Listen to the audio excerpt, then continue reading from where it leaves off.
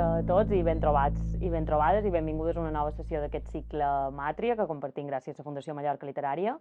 Pels que no heu vengut a altres sessions anteriors, és un cicle on la Fundació ens proposa teixir vincles entre autores, llibres, històries contemporànies i llegir allò que les dones escriptores d'avui dia ens estan contant a través dels seus llibres, que són temes que van des de la maternitat a les relacions amb la tecnologia i la intel·ligència artificial, o avui parlem de l'identitat i de l'entorn educatiu a dia d'avui, gràcies al llibre que avui tractam.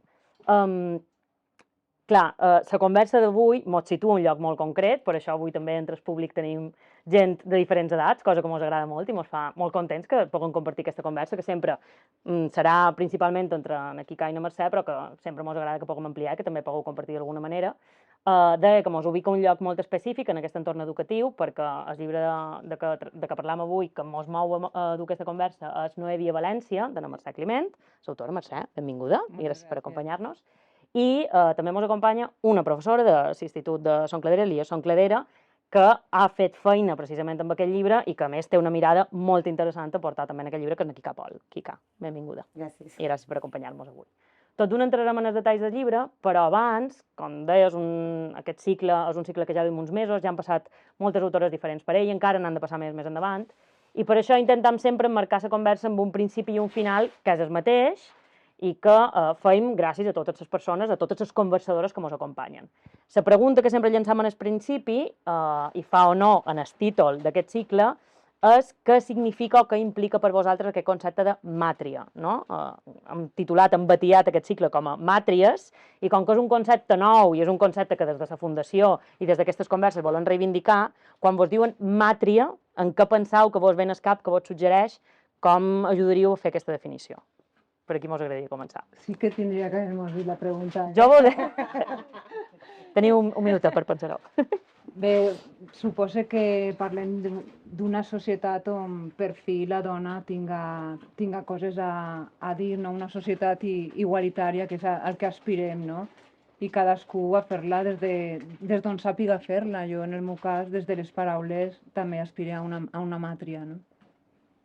En el meu cas, que la part que me pertoca és d'educació, penso que sí que, per exemple, falten molts de llibres com el seu, molts de cicles de dones, moltes autores que ens falten dins del currículum, que ens falten a les escoles, que ens falta reivindicar perquè també els nens i les nines se sentin dins un espai segur, que és el que els hi falta. I passa molt perquè no tenim material per fer feina i hem de fer quasi forçadament. I crec que sí que implica un canvi també aquestes màtries i que passi per totes les fases de la societat, realment. Que no depengui de la voluntat de cadascú, sinó que sigui una cosa... Exacte, perquè hi ha sobretot més recursos i més ajuda, en aquest sentit. Gràcies per aquesta resposta, per encetar la conversa. Per anar ja cap a dins el llibre, no sé, m'agradaria que començássiu a explicar-nos una mica, en primer lloc, d'on ve el llibre, com comença, com sorgeix, i després, Quica, i a partir d'aquí podeu anar xerrant, com t'arriba a tu i com decideixes incorporar-ho, no?, en el curs d'enguany. Molt bé, bona vesprada, a València diguem vesprada. La veritat és que és un goig estar així a Mallorca, ja feia 9 anys que no la trepitjava, no? Jo vaig estar treballant en la presó d'ací, de professora de ciències i matemàtiques, i és un goig poder tornar i parlar de literatura. Moltíssimes gràcies a la Fundació Mallorca Literària, perquè és que m'estan tractant tan bé que és com si no m'ho meresquera, no? Estic... correus, tot organitzat, també, estic superagraïda, no? Venen a per mi, m'arrepleguen, no estic acostumada, no? Moltíssimes gràcies, i moltíssimes gràcies, Quica, perquè vas enviant-me pindoletes del que aneu fent en el vostre centre i estic superemocionada com a través d'un llibre, d'una història, es pot fer una lectura tan ampliada i treballar des de tants camps diferents. Comencem pel principi, perquè és aquesta novel·la. I jo sempre dic que els escriptors escrivim per moltíssimes coses, no? Perquè tenim ganes de contar històries, per compartir, de vegades és terapèutic, vull dir, si algú de vosaltres alguna vegada heu anat al psicòleg o alguna persona que conegueu, els deures del psicòleg quasi sempre impliquen una llibreta i un llapis, escriure, no? Perquè escriure et connecta amb tu mateix en la part interior que potser no coneixes, no? Però de vegades hi ha una raó més pragmàtica i és perquè te fan un encàrrec, no? I en aquest cas va ser un encàrrec de l'editorial Sembra, una editorial que vos recomano molt que tafanegeu el seu catàleg, perquè és una editorial independent, jove, que s'atreveix amb temes d'actualitat, temes que cal treballar, no? I llavors em van fer l'encàrrec, ja en el 2020, ja fa temps, i em van dir, ens agradaria que feres una novel·la LGTBI. I jo, uau!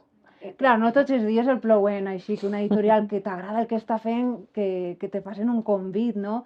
I llavors el primer que em va passar a mi és que vaig tindre molta por. Jo, no podré, molt d'agobi, no? I la meva parella, que també és escriptora, em va dir, tu sí que pots, no? Però clar, és que em donaven 9 mesos, no? 9 mesos, això, quan som adults, sabem que 9 mesos passen rapidíssim, no? I bé, vaig agarrar el guant, no? I he de dir-vos que així es va produir un fenomen de sincronicitat, perquè jo ja feia temps que tenia en el cap un altre tema, i és que volia escriure una història d'amor entre joves a través de la carta escrita. En plena era digital, bé, vosaltres els joves que esteu així no coneixeu una altra era, però els més majors com jo, doncs jo no tenia mòbil d'adolescent i sí que vaig tastar allò de les cartes escrites, d'anar a la papereria i comprar sobres i cartes així perfumades, en flors, molt coentes, però era tan bonic això del ritual d'escriure la carta, enviar-la, esperar, no? Això era bonic. I volia això. I vaig dir, doncs vale, agarra el que m'ha dit l'editorial Sembra i el que jo vull fer i faig, ho fusione, no? Perquè em tenia igual si s'enamoraren 2 homes, 2 dones, un home i una dona, això em tenia igual. Jo volia parlar d'amor. I va ser un poc com va sorgir la llavoreta d'aquest llibre. I dins del col·lectiu LGTBI, jo ja havia treballat altres temes en la meva literatura. Tinc una novel·la eròtica que es diu Somiant amb Aleixa, vull dir, si aquesta vos ha aparegut així un puntet, però és que heu començat a llegir un punt, no haveu arribat a les escenes, n'hi ha escenes ahí pujadetes de to, però tinc una novel·la eròtica molt explícita, que és un personatge que es diu Aleixa, que és jove, entra a treballar a un institut, i és una persona que està atormentada perquè les seves primeres experiències sexuals van ser en la seva millor amiga. I ella, clar, ella és heterosexual i haver tingut aquesta experiència homosexual ho porta malament, no? I al final és el viàtic del personatge a través de les seves experiències sexuals fins a assumir que la bisexualitat també és una altra opció i que no passa absolutament res.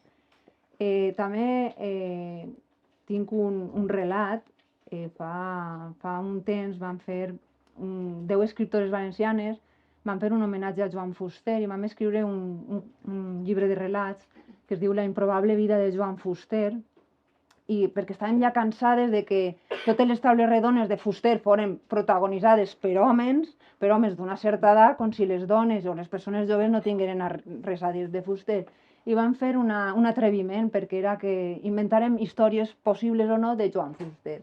I en el meu cas jo vaig ser molt atrevida i li vaig inventar una història d'amor amb un home, i jo imaginava que això era el que va propiciar el seu poema famós Criatura dolcíssima.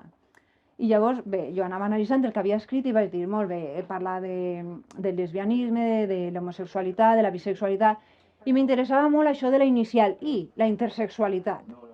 I deia, sé un poquet què vol dir, però no molt. Vull dir, jo no sé si vos ha passat a vosaltres, que ja heu descobert el pastís, que n'hi ha un personatge intersex, de dir, ostres, però això existeix? A mi em va passar també fa poc, llegint un llibre d'una escriptora valenciana que es diu Fanny Grande, comunicadora també, va escriure un llibre que es diu Jo sóc així i això no és cap problema, i és un llibre que no és de ficció, arreplega testimonis de gent del col·lectiu i de les seves famílies, no? Perquè quan una persona del col·lectiu és de l'armari no és sola, és sempre acompanyada de familiars, amics, etc. I n'hi havia un testimoni que era una xica que tenia un blog que es deia Mi bebè intersex.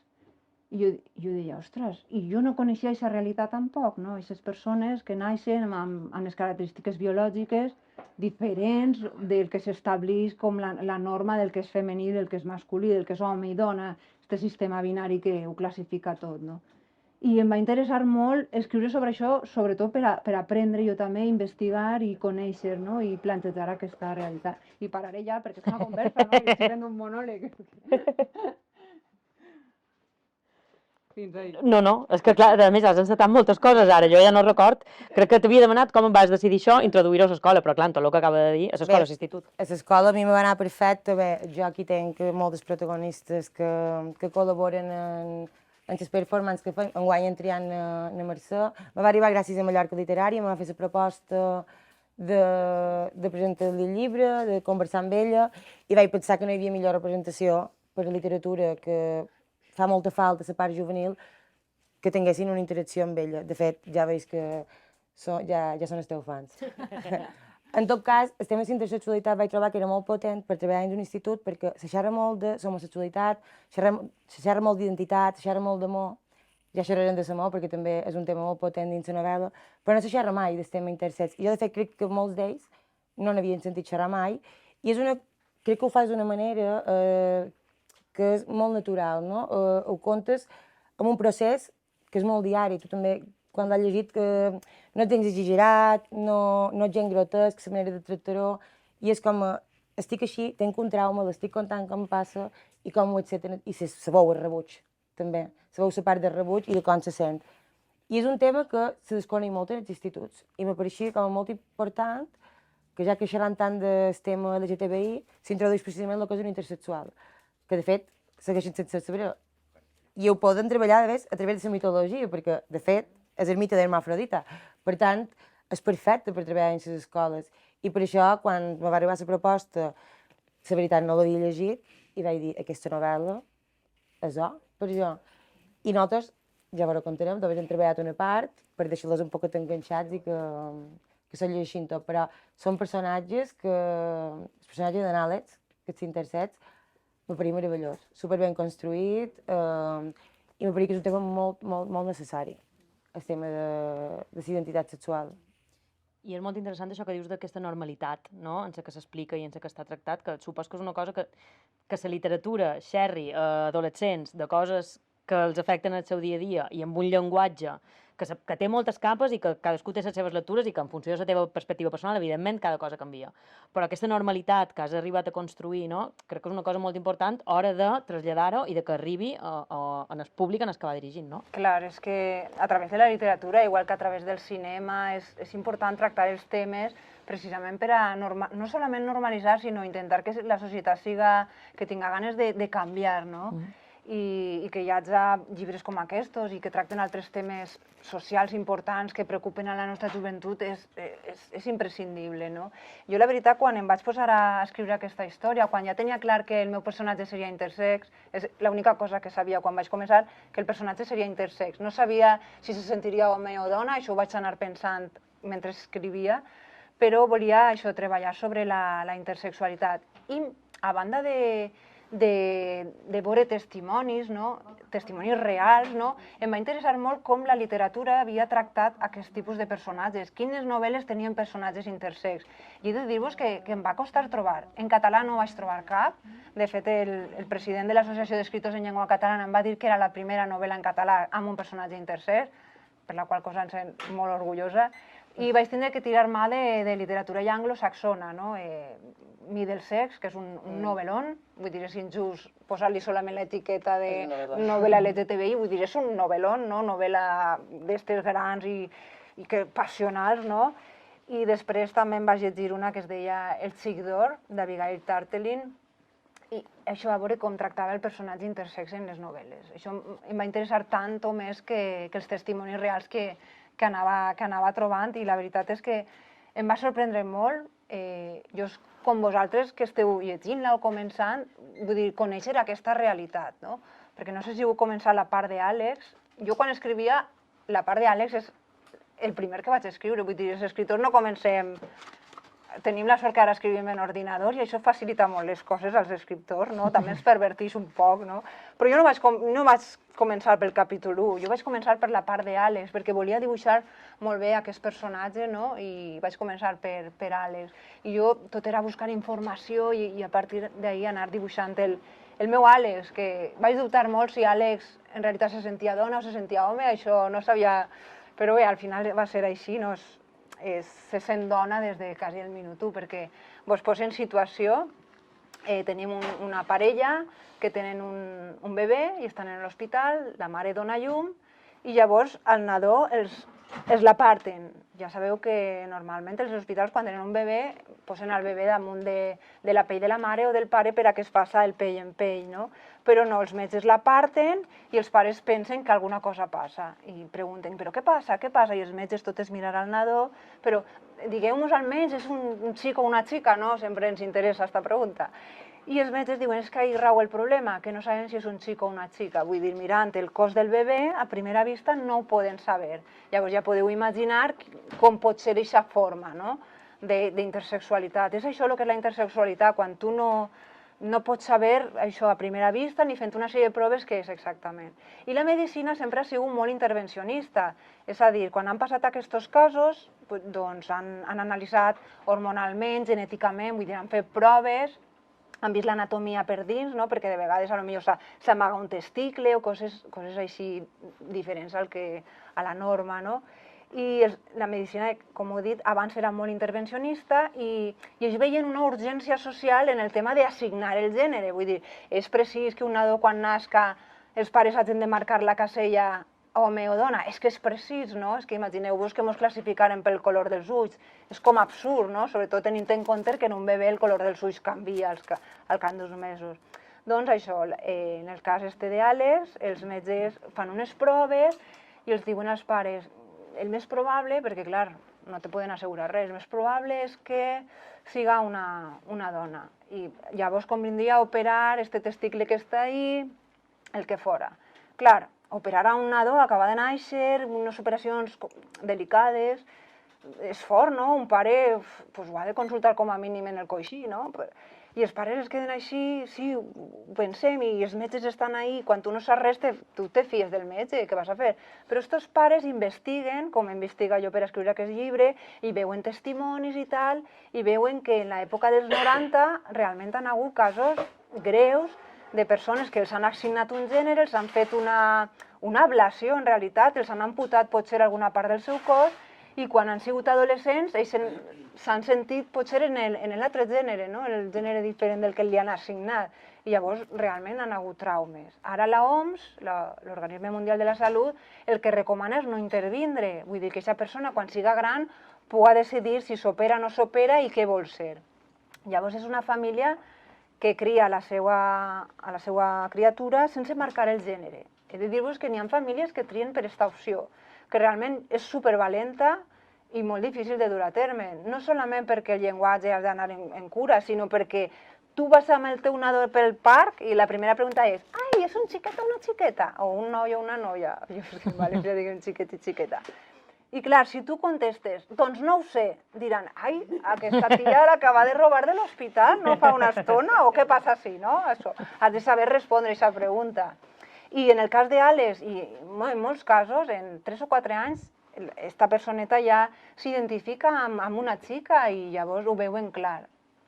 I bé, se cria com a xica, però clar, arriba a l'adolescència i terror. Comença a créixer-li barba, la veu se li fa greu, no li baixa la regla, no li creixen els pits, i damunt li agrada una xica.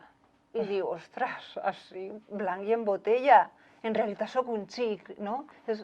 Li agarren tots els dubtes, no? Perquè ja coneix la seva intersexualitat, però pensa que s'han equivocat al triar el gènere, no? I comencen tots els problemes. I és el que jo em plantege. Què passaria si una persona que s'ha criat com a xic en un moment donat se n'adona que està desenvolupant-se com a xic? Què és el que passaria? I és el que, no sé, investiga un poc la novel·la, què és el que passaria. Jo crec que aquí poses de relleu un tema molt important quan ells llegeixen, no? Perquè nosaltres l'hem tractat en aquest tema. És a dir, aconsegueixes xerrar de marcar la diferència entre identitat i gènere i marcar totes aquestes diferències a través del mateix relat. I això a vegades és molt mal d'explicar, perquè és una qüestió, potser, que si en els estudis de gènere, quan hi ha gent més gran, ja els costa entendre, imagina't en els adolescents. I és una cosa que ells entenen en aquell moment quan ho llegeixen, perquè veuen qualcú que ho està passant, de dir, escolta, me sento una dona, però resulta que som lesbianes, som un home, que som. I aquí arriben molt de dubtes que potser ells han tingut en algun moment quan s'acerquen, i jo crec que ajuda molt, molt sutilment, a tots els nens que potser estan passant, a tots els nens que poden passar un tema d'identitat, no? D'estar perduts. I clar, és que potser hi ha un moment, no? Que ella és agredida. Sí. El tema de segregació també, que se'n produeixen moltíssimes encara a diari. I, per tant, jo crec que sí que el tema de la identitat el tractes també d'una manera, no sé si tu penses el mateix, molt fàcil d'entendre per ells, escolta, pots ser una dona, pot tenir testicles i pot ser lesbiana i no ser un home. I això és tan difícil explicar el tema biològic a lots que quan ho llegeixen d'una manera tan guapa i tan normal i és tan natural que jo m'ha pareixer que era una cosa molt màgica. I a més, en totes les referències poètiques que hi ha de dins, que ja això és una màquina de treure coses hi ha de dins, citant constantment a Maria Mercè Marçal, en els tallers, que a més ha anat superbé. Vull dir, em pareix que tot és una combinació d'elements que arriba a ser una xarxa màgica de coses i és molt potent, sobretot el tema de l'identitat. Jo crec que ella també havia xerrat tu jo abans i és molt difícil explicar una cosa com l'estàs explicant a un públic d'aquesta edat. I crec que ho fas perfecte, en això. Gràcies.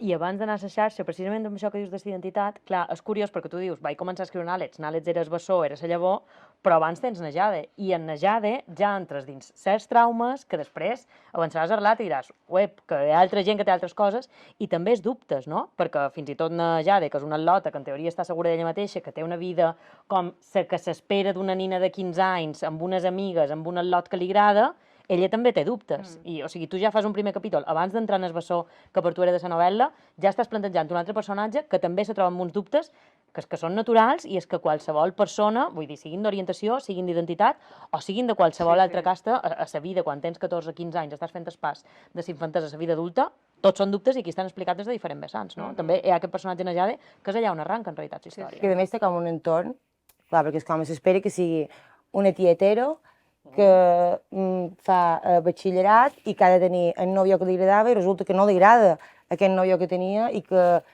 a més que no s'accepta, aquest moment de no m'accepta. No me pot agradar. Aquest moment que rebutgen Àlex, que per ell que tenim com a superassumit entre els adolescents i avui en dia l'homofòbia superpresent a les aules i crec que és una supercontribució en això i és vera perquè en Nejade és que passa el procés de no m'agrades, ets una tia, però resulta que la tia és intersexual i vull dir, és tot. I que he intentat estar amb un atlot, que és el que suposa que m'agrada, i físicament he sabut que no tenia cap interès en ell, no? Que això també és la virginitat, no aquesta pressió. Això és la darrera part que ells els van enganxar, sí, és la part aquesta de ostres, m'he enamorat d'un tio, i resulta que el dia que vaig veure-lo recitar poesia i recita els amants en els tallers, bomba, ella se posa gelosa de la persona que està recitant, pensant que serà la nòvia de Nàlets, i resulta que Nàlets diu, i se'n va directament a mantenir relacions amb el nòvio perquè no s'accepta. I no arriba a l'orgasme d'altra manera que pensant en la dona.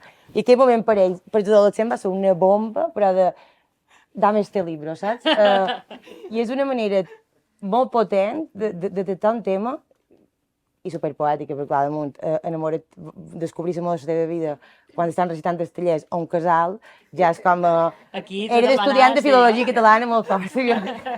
Jo m'he sentit poc a Barcelona, a la seva època d'estudiant. No ho sé, me va encantar. I ells crec que va ser el moment que, després si vol ja faran qualque pregunta, que els va enganxar. Aquest moment d'aquesta bomba. Que clar, és que al final l'adolescència està a morir o matar, en aquest moment és tot intens. I jo crec que aconsegueixes a crear aquest vincle. La veritat és que quan l'editorial em va fer l'encàrrec,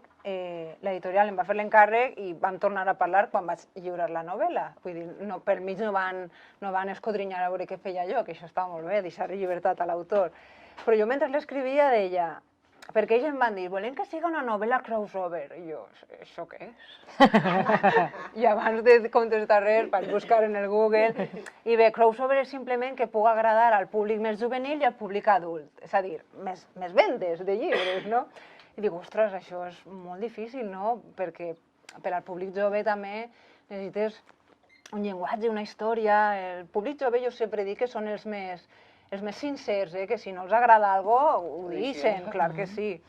I bé, jo anava escrivint i pensava, si volen que aquesta novel·la entri a un institut, no sé, perquè jo anava escrivint el que em donava la gana, jo crec que em vaig traslladar a quan era també jove, pensava els problemes, també amb els joves que tenia al meu voltant, no?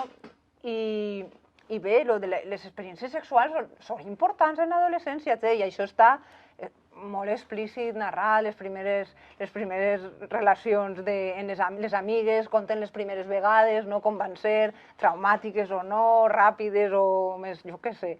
I jo això ho vaig posant-ho. I bé, jo vull dir, això no entrarà en cap institut i el desembre, quan vaig lliurar la novel·la, l'única cosa que em van dir és un poc llarga. I jo vaig dir, no, llegiu-la i després em doneu l'opinió, per favor, que retallar-va un escriptor és molt dolorós. I em van dir que els havia agradat molt, no em van canviar res. De fet, ells mateixos diuen que és una novel·la que té molt de salseo, no? Aquesta paraula, no? D'anar-se i venir, té moltes sorpreses. I clar, els spoilers que ja han fet és que mentre es mantén... El tema és que comença Jade en segon de batxiller i s'asseu en un pupitre i en el pupitre veu escrit en llapis un hola i un dibuixet que pareix una dent de lleó. Una dent de lleó que al final és un símbol que travessa tota la novel·la. I contesta, i després veu que al dia següent, al cap d'uns dies, li contesten. I és que per la vesprada Àlex fa un curs d'escriptura creativa, 2 dies a la setmana, i van intercanviant-se primer missatges d'una línia en la taula i després hi ha cartes més grosses, algun regal, i la seva relació és a través de la carta. Perquè jo pensava, si ara que tot va tan ràpid, els missatges que més bé pareix un partit de ping-pong, no? I pim-pam-pim, és que no tenim temps ni a reflexionar. Jo, penseu vosaltres, els grups de WhatsApp que teniu, de vegades n'hi ha equívocs, malentesos, perquè si vols expressar tota una emoció amb una emoticona que cadascú, per exemple, les identifica d'una manera o d'una altra, i de vegades gent que se'n va perquè s'ha enfadat, a mi me crea molts problemes alguns grups, no? Sobretot el de la família. Gent que se n'hi, ara vull que entrar, ara no, ara mentre tu... Mira, perquè així no és una manera de relacionar-se. Però i què passaria si pogueren relacionar-nos amb algú en la carta escrita? Doncs primer buscaríem un lloc tranquil, a casa segurament, o jo que sé, en un parc, en la biblioteca, un lloc tranquil, estaríem nosaltres amb nosaltres mateixos, buscaríem un paper blanc, un bolígraf, perquè no escriuríem a llapis, ni faríem així tatxó, ni arrencaríem una pàgina d'eixes i quedaria tot el cuquet, i ens asseuríem en un moment de tranquil·litat i entraríem dins nostre per a començar a contar coses nostres, què tal ens ha anat el dia, i aniríem més enllà, quines són les nostres passions, què esperem del futur.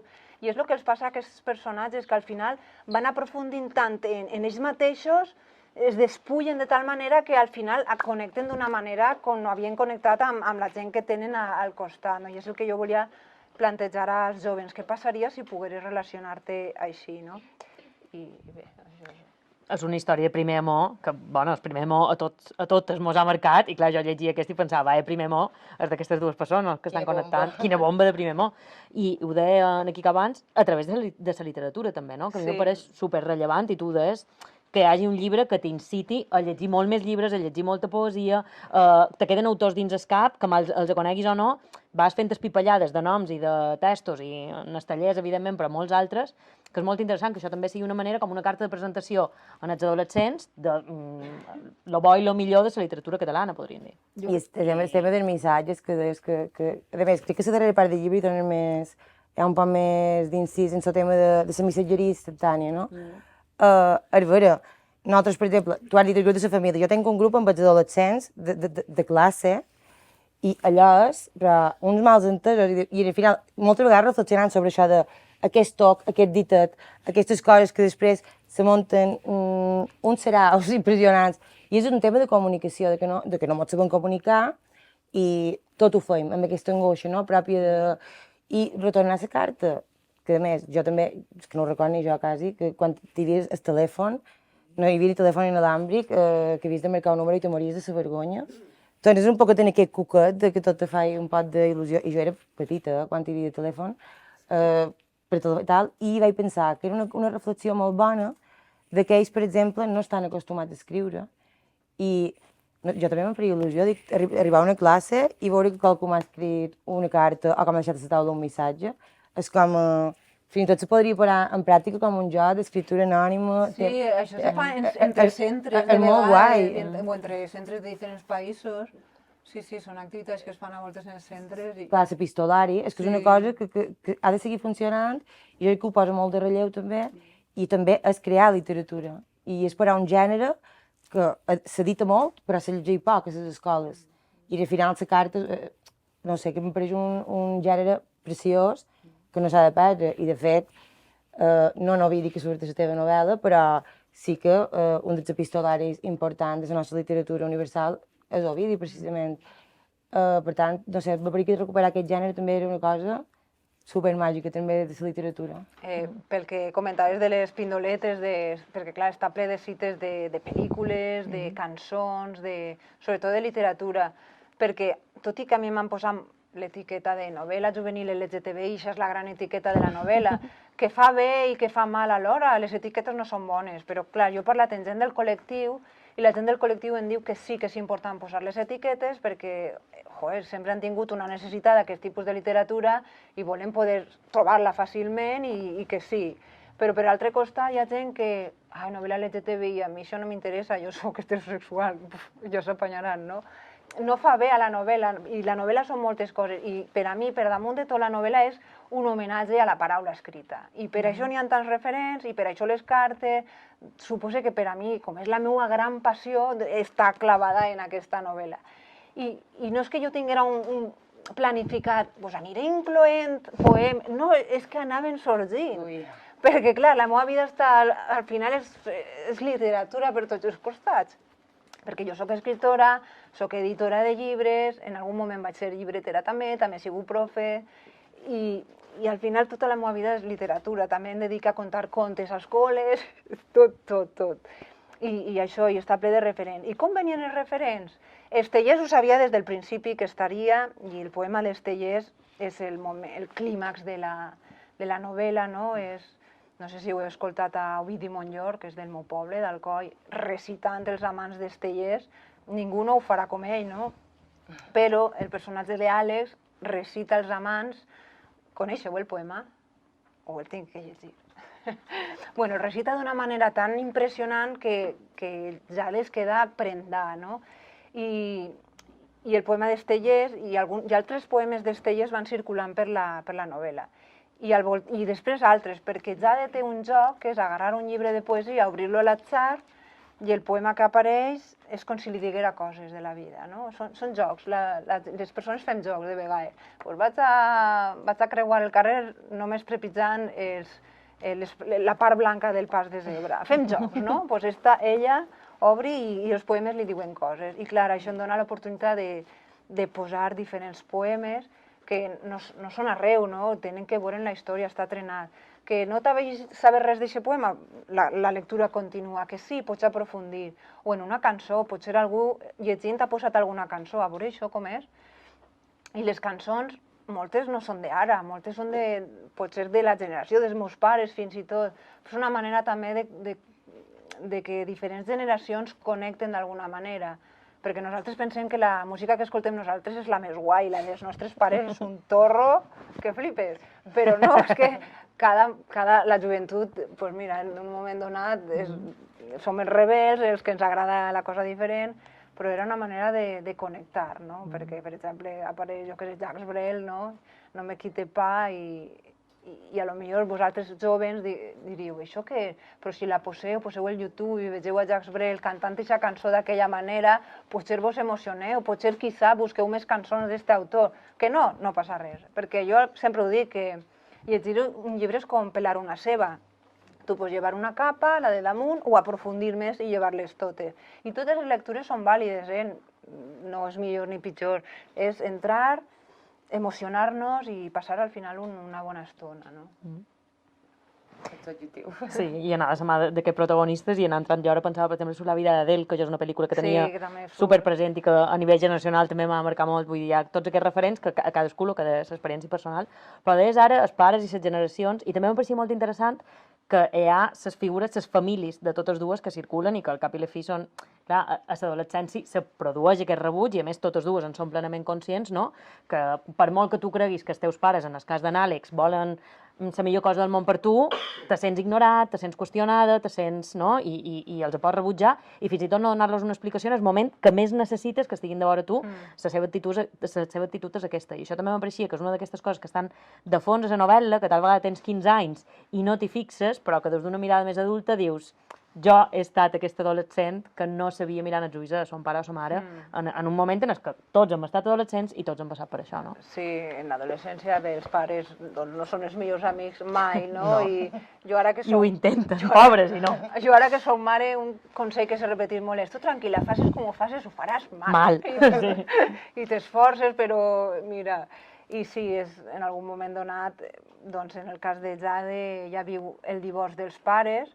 Ara me fa molta gràcia perquè ara te diuen ai, als jovens això del divorç això ja no els afecta. Dius, com que no? Clar que els afecta, és el teu micromón i es desfà, s'enderroca. Clar que sí, vull dir, potser te sentes més acompanyat perquè ja no eres l'únic de la classe que els seus pares s'han separat, ja tens algun amic i és una cosa ja més normalitzada, però clar que t'afecta i tant, i això tracta, no? I els seus pares se separen i ella ho viu realment molt malament, no? I clar, en algun moment, clar que els ho tira en cara, no accepta les parelles de son pare, no li agrada, no? Este egoisme que poden tindre els adolescents de vegades, que els seus pares són seus, no?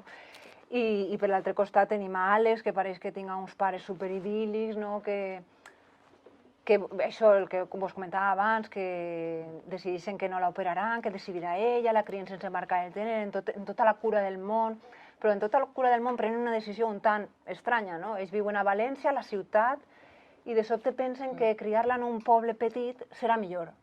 Serà millor per què? Perquè penses que hi ha un problema, no? Realment. I se traslladen, i ella té una infància perfecta, perquè de vegades en els pobles es viu tan bé, tal, però quan es fa adolescent, els problemes que comença a tindre, doncs ella en algun moment donat els ho tirarà encara als seus pares, no? Perquè han vingut així, el poble és una merda, no? Perquè apareix aquesta ment tancada, que també és propi de estimes de poble, no?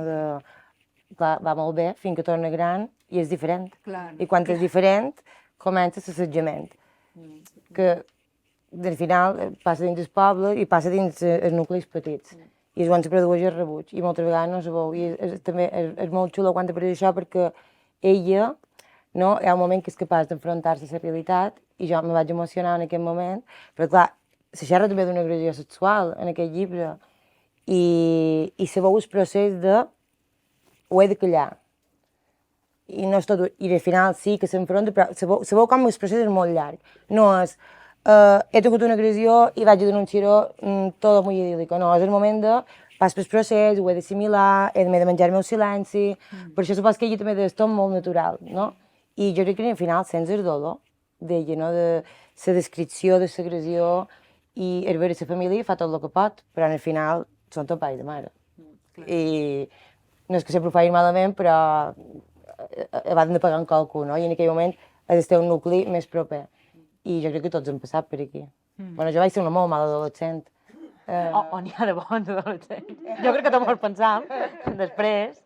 Però també aquesta voluntat de fugir, no? Que crec que també és molt d'adolescent, que és la que té inicialment Àlex, i jo també pensava a Mallorca, tenim una ciutat gran, que és Palma, però no deixa de ser una ciutat petita, no deixa de ser un poble gran a vegades, i molt de pobles, jo són de poble, i llegint aquesta història m'identificava molt amb aquesta, quan ets d'un poble i tens mal siguis d'un barri de Palma, mal siguis, quan tens un cercle petit i quan te sents que ets d'un lloc i sent d'una illa, jo crec que tots els illencs mos hi sentim, aquesta voluntat de fugir que demostren elles i que jo crec que en l'adolescència és gairebé inevitable, la llegeixes i fins i tot quan ets més gran i ja no la tens, t'altera d'alguna manera, no? Perquè vols escapar d'aquest problema. És que pareix que a una altra banda no els atendràs com si a Barcelona, a Nova York o a Londres no existissin els problemes que tenim tots, no? Sí, és el que comenta, no? Que realment no és que vulguis escapar del poble, tu vols fugir de tots els problemes que tens tu i en realitat els emportes on vagis. Vull dir, tu has d'estar... Clar, tu has d'estar bé tu mateix per estar bé en qualsevol lloc, siga un poble, ciutat o el que siga. Però és tan difícil l'adolescència.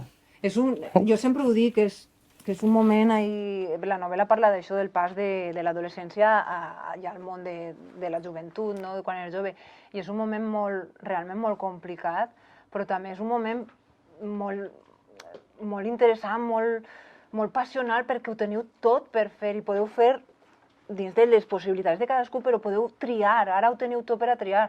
Quan teniu la meva edat ja n'hi ha moltes coses que estan triades i jo ja no puc tirar cap arrere, potser a, jo què sé, a estudiar, no sé, anglès, que se me dona fatal. I ara ho teniu tot i ara és el moment de decidir, i és un moment preciós, no? I que potser ara vegeu la part negra, tal, però quan tingueu 20 anys més direu, que bé que s'estava. I és una pena que ho veges 20 anys després. Vull dir, ara teniu aquest poder de tots els camins possibles per prendre, no? Ara és el vostre gran... Sí, jo també tenc el període que això mos passa sempre, però que ara tu en tens 30 o en tens 40 i també dius, fa 10 anys, sempre vas cap enrere. L'abans sempre era millor, sempre, tot és un problema. I és vera que tenen tot per fer perquè tenen aquestes portes obertes, però també és vera que jo a vegades penso que, per exemple, jo crec que aquesta novel·la molt de pares l'haurien de llegir, perquè ja no s'ha de deseducar en moltes coses que, a més, costa que puguem transmetre dins les aules. O dins... I al final, la professora xerrant d'això, vull dir, quin desastre, no? Parlant... No, anem a normalitzar-ho i deixar els tabús, que és una cosa que jo hem comentat abans. Jo crec que des fas molt de tabús els desmitifica i això és molt important, perquè si ho tenen tot per fer, però també necessiten un context positiu. I jo crec que realment no estem tan preparats com per dir que ho estem de molt d'Instagram, molta xarxa, molt de postureig, sí, però després què tenim per ajudar-los? Jo crec que sí, que és vera, perquè a més tenen l'edat que tenen i jo no podria fer segon que ara. Però és vera que això és una cosa, és una píndola molt positiva i que també necessiten aquest context que els ajudi. Clar que sí. I tu dius pares, però jo, per exemple, que no tenc adolescents a prop, que no som professora, que no he escrit ni m'he empapat llegint el llibre, m'ha venit de nou perquè jo me pens des de fora que moltes coses estan superades, que ho he dit abans, per exemple, l'homofòbia. Jo des de fora som d'una altra generació i me pens que de la intersexualitat en parla tothom, que la bisexualitat està assumidíssima i acceptadíssima i que ningú en 15 anys té cap problema si vol festejar amb un home o amb una dona indistintament, no? Això des de fora. I llegint el llibre, de vegades pensava, la Mercè no s'entera, saps?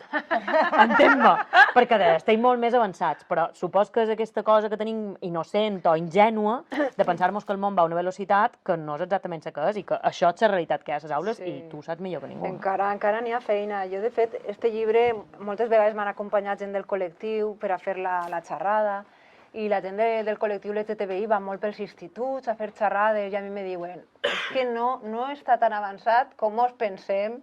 Diu que anem per les classes i els xavals encara tenen molt per a, no sé, per a conèixer, per a assimilar, no ho sé. Que no estem tan avançats, gent m'ho deien, i centres que els vetaven la xerrada, que eren els pares que no volien, o el mateix centre, perquè pensaven que per parlar de noves realitats, que no són noves en realitat, que han existit sempre, però ara per fi les persones poden eixir de l'armari i dir com senten, no com són. Però hi ha persones que se pensen que això, parlar d'homosexualitat, farà que tot el món vulgui ser homosexual, o parlar del suïcidi farà que tot el món se suïcidi en massa, aquestes coses, no? Mireu, la meva primera experiència amb la novel·la, la veritat és que va ser prou negativa. Jo vaig anar a la Fira del Llibre de València, n'hi havia unes activitats escolars, i una era una trobada amb mi que havia escrit este llibre i se suposa que havien de llegir el llibre. Però el centre que es va apuntar no havia llegit el llibre i els organitzadors me van dir no han llegit el llibre, no destapes massa la història. Jo no passa res. I vaig fer una xerrada parlant de totes aquestes coses que hem anat xerrant, d'identitat sexual, d'orientació i aquestes coses. I jo veia els xavals en la primera fila amb uns ulls com aplats, com flipant, no?, del que jo estava contant-los. I en canvi veia el professor que li caia una goteta de suor allí. I en un moment donat els alumnes li fan al professor, imagineu que es deia Paco, Paco, este llibre sí que mola i no les merdes que tu ens poses. I jo vaig dir en favor de Paco. I home, no, en classe està bé treballar les classes. Pobre Paco. Pobre Paco. I després vosaltres ja aneu a la llibreria o a la biblioteca i agarreu el llibre que us agrada, que no solament s'ha de llegir-lo de classe. Continuem la xerrada i alguns xavals flipant, altres no. De l'última fila jo ja veia que no els molava el tema, no? Que eren, perquè me van dir, estos són uns homòfobs. I després jo, al acabar la xerrada, tira a acomiadar-me del professor i el professor em gira l'esquena i se'n va. Algo ha passat. I després els pregunté als organitzadors de quin col·le eren. I eren d'un centre religiós que ni havien tingut això, ni havien vist de quina novel·la s'anava parlant ni res. Vull dir, es van apuntar per treure a passejar els nanos i ja està. I aquesta va ser la primera experiència i vaig dir, buah, el llibre l'editorial ha fet els fitxatges, no? I no, després va anar superbé, però també he tingut l'experiència d'un institut que potser l'ha posat de lectura, que algun pare diga, jo el meu fill no vull que se llegeixi això. I jo pensé, però tu t'has llegit el llibre? De què estem parlant? De que tu vols posar una vena al teu fill en els ulls i que els problemes no existisquen, que la societat siga tot de color de rosa i tot vaig bé? Pues no, n'hi ha dificultats, n'hi ha diferències, i això està bé que els xavals ho sàpiguen, perquè hauran de lluitar com a... És que no ha... Els tabús són precisament el que desforma les passions. Vull dir, al final, com més prohibeixes una cosa, més ho volen fer. Tu digue'ls que no poden llegir aquell llibre, tindràs una superventa en 2 dies dels adolescents. Això també em va passar. És que... Clar. És com quan te diuen, vas a un... Bueno, és una situació tan normal com no pots riure, és que ja m'han pegat riar dins un funeral i dius, perquè no pots riure, que però dius, no ho puc fer ara. Això és el mateix, aquest llibre no el podeu comprar, no passis pena, demà tindràs la llibreria plena.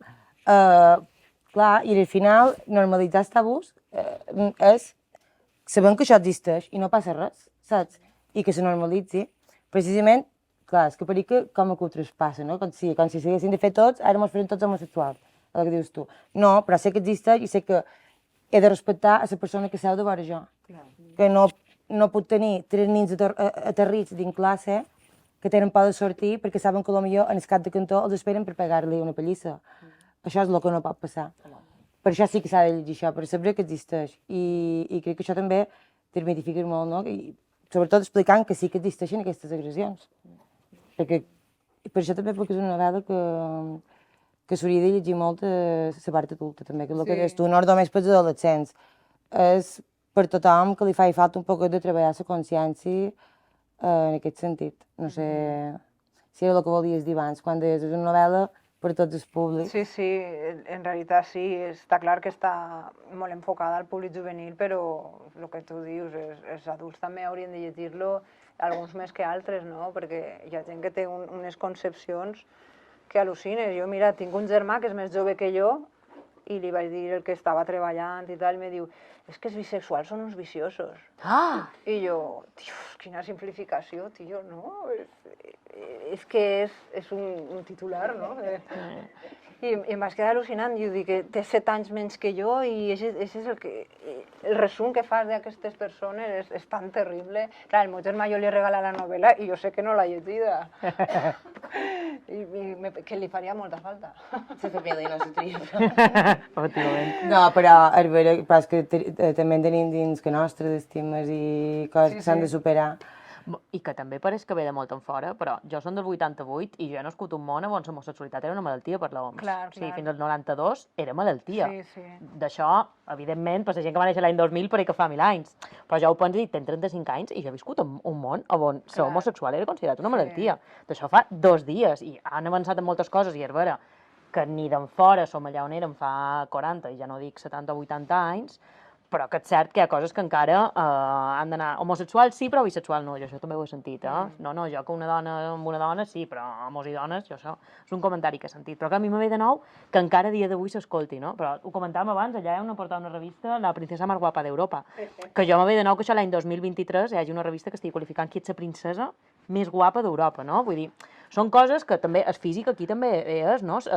Najada comença tot amb una cicatriu que qualcú li mira i ella pensa que tal vegada aquesta cicatriu pot provocar rebuig en les persones. Hi ha una frase que diu això, diu, tops pot de moda, saps? Aquell moment de no puc mostrar la panxa, bé, i quantes ho viven això cada dia, ui, estic plana, quan ella diu no he crescut, no tens la regla com les altres, diu mentida, se posa relleno en aquell moment que dius, això li ha passat, clar, les nines que potser estan menys desenvolupades, aquest complex, no, he d'anar a la piscina, és que jo ho he vist encara això, avui en dia, és clar, no vull anar a la piscina, no vull que me vegi, no vull anar amb les altres, i tu veus ella com passa per això, no?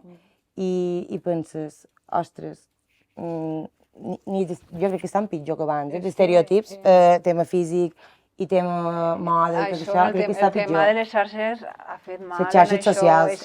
Voler mostrar-se sempre guapos, alegres, feliços, això és terrible, no? Ens crea una pressió a tots. Vull dir, tu obres el teu Instagram i grans sopars, copes, borratxeres, tot passant-se-ho bé. Tothom és preciós. I tu, Ningú té mai un mal dia. Sí, clar, i aleshores és fictici el que mostra i això fa mal i és l'origen de vegades de depressions i d'ansietat i... Bueno, la societat està amb un filtre, igual que Instagram, al final, i tu veus que... Mira, jo crec que se pot fer una analítica sociològica dels comentaris entre els adolescents dins una foto amb 40 milions de filtres. O ets guapíssim i ets preciós, o ets horrible i t'assetgen pels comentaris. És que és molt heavy. I per això crec que també el tema de torno insistint, el tema de la carta escrita és important. La primera que em plaer mòbil de l'Edison, jo no vaig pensar, el seu cara va escriure una carta, però és vera que hi ha un tema de comunicació i tot això també, el tema del vestit, de la roba, del físic. No puc entendre que encara hi hagi casos d'assetjament actius en el tema de persones grasses, que hi hagi racisme, que els nens discuteixin per mariconer l'último, i això està passant. I ho normalitzam, però no he dit nada. ¿Se ha dicho maricón el último? No, ho has dit. I al final no deixa de ser un insult homòfob, saps? Això s'ha normalitzat, no el que s'hauria d'haver normalitzat. I sí que és veritat que ho tracta molt, ho tracta també... És que clar, poses tantes coses a la novel·la. La meitat, jo no tenim temps de comentar tot el que fa perquè és una bomba. Per tancar, perquè són les 8:10 ja mos estem passant, la darrera pregunta que feim sempre per tancar aquestes converses que compartim a la Fundació Mallorca Literària, començàvem teixint la màtria, en la definició de màtria, vos demanàvem, i és que afegiu un nom d'una dona en aquesta màtria que estem teixint entre les de Fundació Mallorca Literària. Vos diré les que ja s'han dit fins ara perquè no repetigueu. Un nom d'una dona, escriptora, editora, il·lustradora, pintora, músic, una dona, cineasta, fins ara s'ha anomenat Anne Carson, Cynthia Ozick, Mary Wollstonecraft, Eider Rodríguez, Carla Simón, Rachel Cusk i Emily Dickinson, no? Va ser? Sí. Jo te puc dir la meva autora de capçalera de poesia, Sílvia Plath.